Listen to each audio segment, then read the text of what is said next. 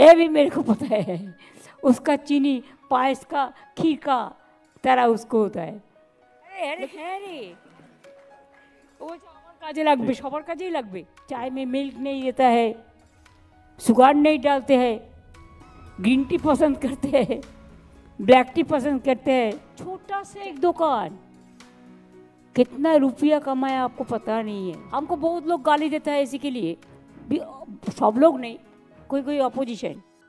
২৬-এর নির্বাচন যত এগিয়ে আসছে ততই সেই বিরোধীদের চপ শিল্প কটাক্ষ সামনে উঠে আসতে পারে, কারণ ফের একবার চপ বানানোর জন্য তিনি নিদান দিয়েছেন।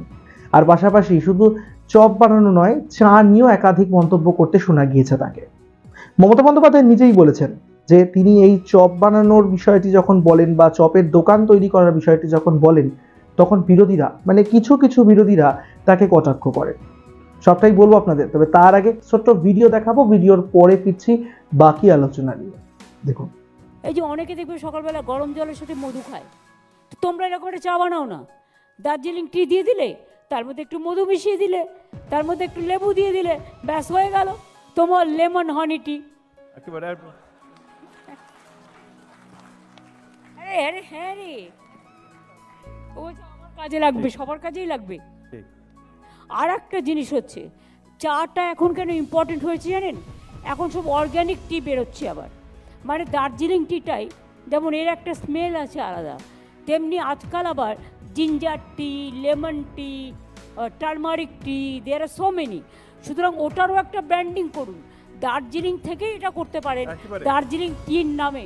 অর্থাৎ যারা health conscious, they can take as a health drinks also.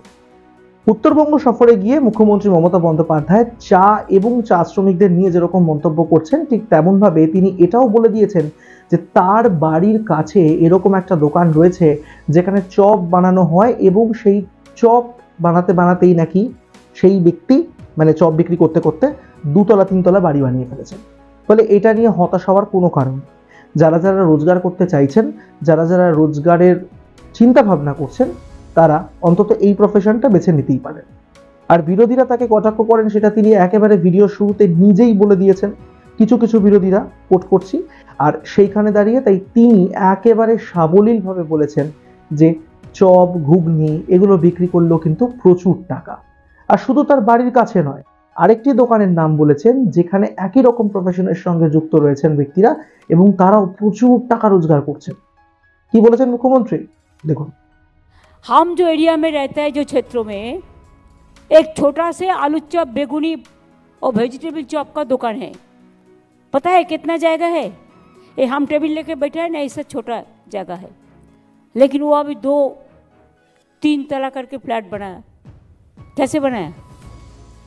वो हमारा उधर में एक दुकान था अपुंजन कह के, मैंने देखा उज्ज्वला सिनेमा का ऑपोजिट में इधर में, और तपन थिएटर का इधर में, छोटा से एक दुकान, कितना रुपया कमाया आपको पता नहीं है। एक हॉकर भी अगर चाहे कि हम घर में घुगनी बनाएं, हम चाय पत्ती ले जाए, और अभी तो सस्ता हो गया चाय, कोई तो मिल्क नहीं पीता है, चाय में मिल्क नहीं देता है, शुगर नहीं डालते हैं, ग्रीन टी पसंद करते हैं, ब्लैक टी पसंद करते हैं, चाय का खर्चा भी कमती हो गया, लेकिन पहाड़ में थोड़ा ज़्यादा चीनी खाते। ये भी मेरे को पता है, उसका चीनी पायस का खीर का तरह उसको होता है। लेकिन तब भी अब देखो मोमो बनाता है घर में, मोमो बनाना इतना कठिन काम नहीं है, बहुत छोटा काम है। अभी देखो मोमो का कोई दुकान में खाली देखा कभी? আর ভিডিওর একেবারে শেষ প্রান্তে এসে আপনাদেরকে একটু চায়ের কথা বলি, কারণ মমতা বন্দ্যোপাধ্যায় যেখানেই যান তিনি চা যে তার খুব প্রিয় সেটা কিন্তু আর বুঝতে কোনো অসুবিধা নেই দর্শকদের আমাদের মনে হয়, কারণ তিনি নিজে হাতে চা করে রাস্তায় দাঁড়িয়ে বাকিদের খাওয়ান। এদিনও এই যে অনুষ্ঠান চলছিল, যে বৈঠক চলছিল, সভা চলছিল, সেটাই বলুন না কেন, সেখানে বসেও কিন্তু বলেছেন যে অনেকক্ষণ হয়ে গিয়েছে কেউ চা দিচ্ছে না। দার্জিলিংয়ের কাছাকাছি রয়েছেন আর দার্জিলিং চা নিয়ে কথা হবে না এমনটা তো হয় না। তাই সেই চাকে আরো কত উন্নত করা যায় সেইটা নিয়েও মমতা বন্দ্যোপাধ্যায়ের কিন্তু কিছু যুক্তি রয়েছে।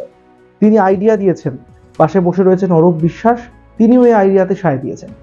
তিনি বলেছেন যে এই যে এখন চায়ের ব্র্যান্ডিং হচ্ছে বা চায়ের যে বিপুল পরিমাণ চাহিদা তৈরি হচ্ছে, সেই চায়ের সঙ্গে এবারে দার্জিলিং চায়ের সঙ্গে যদি একটু লেবু মিশিয়ে দেওয়া যায়, একটু মধু মিশিয়ে দেওয়া যায়, তাহলেই কিন্তু হয়ে গেল লেমন হানি টি, এরকম একটা বিষয় মন্তব্য করেছেন তিনি।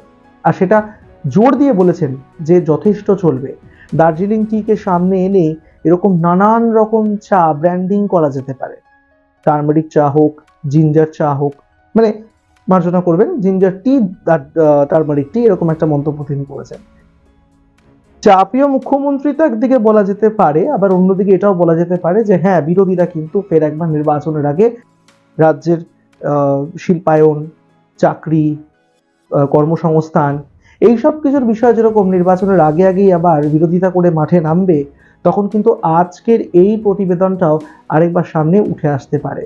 কারণ দার্জিলিংয়ের কাছাকাছি গিয়ে মমতা বন্দ্যোপাধ্যায় আবার সেই কোট করতে হচ্ছে বিরোধীদের কথা, চপ শিল্প নিয়ে মুখ খুলেছেন।